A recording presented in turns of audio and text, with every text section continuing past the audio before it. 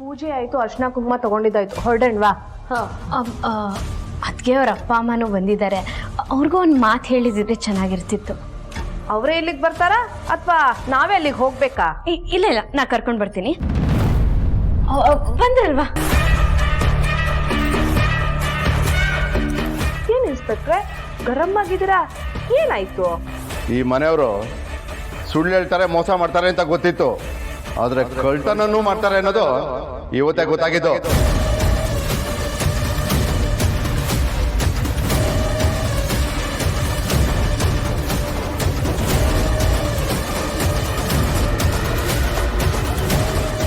ಯಾಕೆ ಸರ್ ಹಂಗೆ ಹೇಳ್ತಿದ್ದೀರಾ?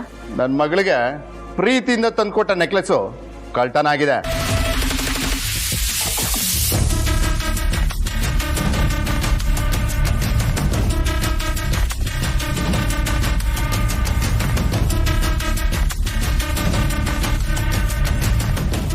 ಓಹೋ, ರೂಪಂದೇನ ಈ ಕೆಲಸ?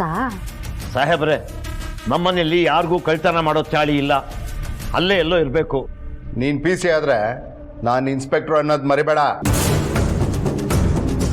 ಯಾವ ವಿಷಯದ ಬಗ್ಗೆನೂ ತಿಳ್ಕೊಳ್ದೆ ಅನುಮಾನ ಪಡೋದಿಲ್ಲ ನಾನು.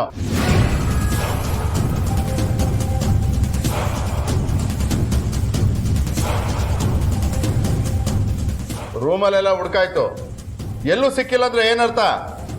ನಿಮ್ಮಲ್ಲೇ ಯಾರೋ ಕದ್ದಿದ್ದಾರೆ ಅಂತ ತಾನೆ? ಯಾರು ಅಂತವ್ರಿಲ್ಲ ಸರ್.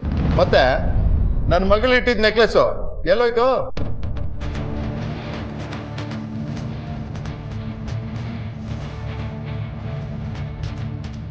ರೂಮಲ್ಲಿ ಇಟ್ಟಿಲ್ಲ, ಕೇಳಮ್ಮ. ರೂಮಲ್ಲಿ ಹಿಡ್ದೆ ಇನ್ನೆಲ್ಲಿ ಇಡ್ಲಿ? ಪೂಜೆ ಮುಗಿಸ್ಕೊಂಡು ಹೋಗಿ ನೋಡಿದ್ರೆ ನೆಕ್ಲೆಸ್ ಮಿಸ್ ಆಗಿದೆ.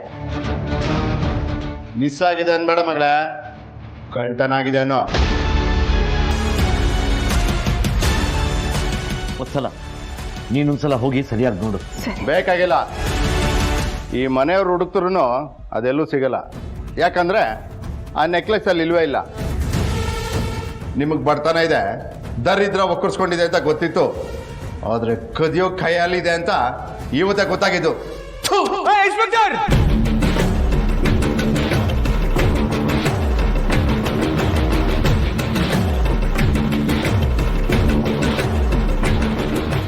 ಮಾತು ತುಂಬಾ ಅತಿ ಆಗ್ತಾ ಇದೆ.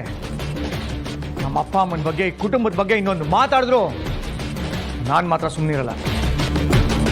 ನಾವು ಬಡವರಿರ್ಬೋದು, ಆದರೆ ಕಳ್ತನ ಮಾಡಿ ಬದುಕು ನಡೆಸ್ಬೇಕಂತ ಅನಿವಾರ್ಯ ನಮ್ಗಿನ್ನೂ ಬಂದಿಲ್ಲ.